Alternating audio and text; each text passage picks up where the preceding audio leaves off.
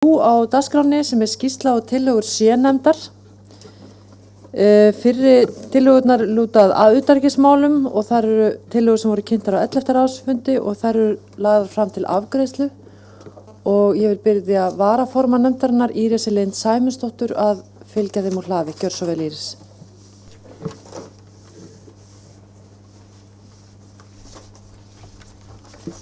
Kærar þakkir. Formaður, ráðsfulltrúar og aðrir sem á mig heyra. Ég komin hérna, eins og Salvör sagði, fyrir hönd nefndar sé til að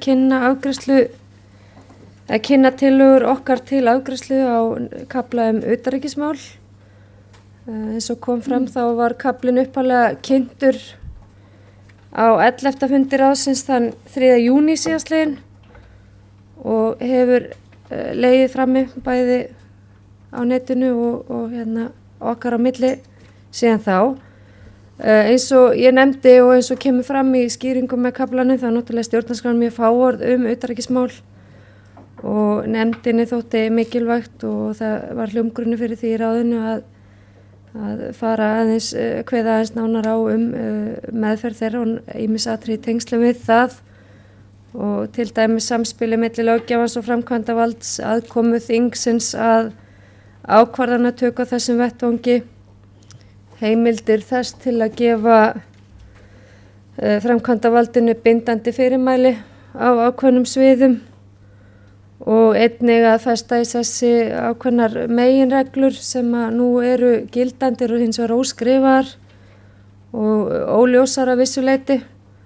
Okkur þótti mikilvægt að þær yrðu svona festar og niðurnjörvar þannig að þær var ekki jafn óljósar og þær kunna vera í dag. Og þetta var svona það sem við höfðum að leiðarljósi þegar við smíðum okkar tillögur hér til framlagningar. Frá því að sem sagt á síðasta ráðsfundi þegar við ræddum þetta þá kom fram ein skrifleg breytingartillaga en okkur hafa jafnframt borist ýmsar ábendingar og athugasemdir síðan þá frá öðrum ráðsfulltrúum og einnig almennu borgurum sem hafa látið sig kaflann varða. Margar þeirra voru á sama meiði og eru við í tillögum okkar nú eins og þær koma fram breyttar að koma til móts við þau sjónarmið sem fengu mestan hljómgrunn og virtust svona njóta mestra samstöðu sem mestra samstöðu virtist geta varðandi þau atriði bæði með ráðsliða og meðal almennings. Fyrir hönd nefndarinnar þá þakka ég kærlega fyrir allar þessar athugasemdir og kynni kaflan með hliðsjón af þessum breytingatillögum vegna þess tíma sem okkur markaður í dag og þeirra mikilvægu mála sem við ætlum líka að ræða hérna eftir þá ætlum ég að láta duga snerta á þeim atriðum sem tóku breytingum í meðferð nefndarinnar frá því síðast og svona þau atrið sem ég ætla ekki að tala neitt sérstaklega þá ætla ég að vísa bara í svona ágætis og ítarlegar skýringar með kaflanum og þeirra orða sem að ég sem sagt let hér falla í kynningunni 3. júní síðastliðinn. Nú eins og þið vitið þá gerir tillagan ráð fyrir 3 greinum kaflans. Í 1. grein fjallað meðferð utanríkismála og þar fjallað handhöfn og meðferð þeirra og samspili milli löggjafa og framkvæmdavalds. Í 1. málsgrein fjallað stefnu, utanríkisstefnuna og fyrirsvar á vettvangi, alþjóðavettvangi. Í gær barst okkur svona, orðalagsbreytingatillaga á málsgreinni en hún núna svohljóðandi, utanríkisstefna og almennt fyrirsvar ríkisins á hendi ráðherra í ríkisstjórn í umboði og undir eftirliti Alþingis. Þorvaldur Gylfason lagði til að orðalagið yrði svohljóðandi, utanríkisstefna og yfirlýsingar hana fyrir hönd ríkisins á hendi ráðherra í ríkisstjórn í umboði og undir eftirliti þess. Ég verð að viðurkenna það að þetta atriði sem að nefndinni gafst ekki tóm til að skoða nánar og ræða til hlítar eftir gærdaginn eða eftir fund okkar í gær. og við þurfum því aðeins að skoða og taka afstöðu til hennar svona og meta hana með hliðsjón af öðrum tillögum. Þetta er einfaldara orðalag og skýrir aðeins betur hvað felist í hugtakinu fyrirsvar sem að mörgum þykir óljóst og má að vissuleyti taka undir. En jafnframt felur til að nýsir ákveðna afmörkun á því hverjir geta tjáð sig á alþjóðavettvangi fyrir hönd ríkisins og hvað reglur gildi það og þá er það spurning samspilið við forseta og hlutverk hans á alþjóðavettvangi en það er atriði sem að við höfum nefnt sérstaklega sem atriði sem að ráðið þurfi að taka afstöðu til og að þér virðist hvorki sterkur hljómgrunni með eða það virðist ekki vera einhugur það hvort að við ætlum að taka afstöðu til þess með eða á móti í stjórnarskrá hvort við ætlum að takmarka heimildir forseta að þessu leyti og hvort að hann eigi að einungis að tjá sig í samræmi við þá utanríkisstefnu sem að mörkuð hefur verið á þinginu. Og þetta er eitthvað sem ég myndi gjarnan vilja bara að ráðslegar tjáðu sig kannski hér á eftir ef að þeir hafa á því skoðanir, hvort þeir telji að stjórnarskrá eigi að taka á því hver völd forseta eru að þessu leyti eða hver hans aðkoma getur verið að þessu leyti og hvort við ætlum að takmarka að einhverju leyti það hversu mikið hann getur tjáð sig á alþjóðavettvangi. Í annarri málsgrein þar er að ræða nafngreiningu, þar er utanríkismálanefnd nefnd berum orðum og ég nefndi það sérstaklega hérna daginn þegar tillögurnar voru kynntar að það eru ákveðin sjónarmið með því að nefna ekki neina fastanefnd þingsins á nafni stjórnarskrá og svo eru ákveðin sjónarmið á móti því.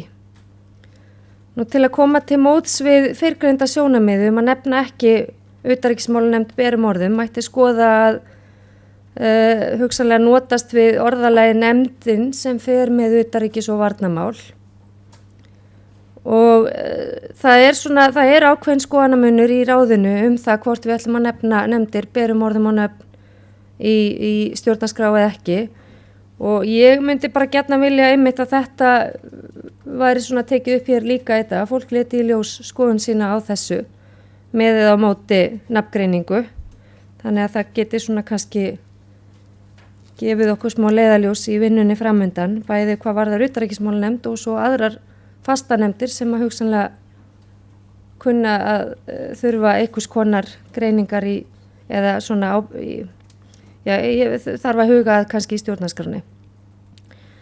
Í 3. málsgrein tillagnanna eins og að liggja núna fyrir, það er að ræða nýmæli frá því að við lögðum kaflan fram síðast. Þar segir nú ákvörðun stuðning við hernaðaraðgerðir skal háð samþykki Alþingis. Með þessari viðbótartillögu er brugðist við athugasemdum á síðasta fundi þegar kaflinn var ræddur sem hluti mikinn og breiðan hljómgrunn meðal ráðsliða. Með þessu er einnig verið að bregðast við innsendum erindum og ábendingum. Nú til að þessu orðalagi kemur frá Silju Báru og hún var lögð fram hérna á þessum umtalaða síðasta ráðsfundi þegar við ræddum kaflann og felur í sér að kveðið er á samráðsskyldu eða að Alþingi taki þátt í ákvarðanatöku stuðning við hernaðaraðgerðir. Það er svo skilningur í nefndinni að með þessu sé talað að hernaðaraðgerðir teljist sérstaklega mikilvægt utanríkismál sem krefjist aðkomu þingsins í heild sinni en ekki einungis einnar þingnefndar.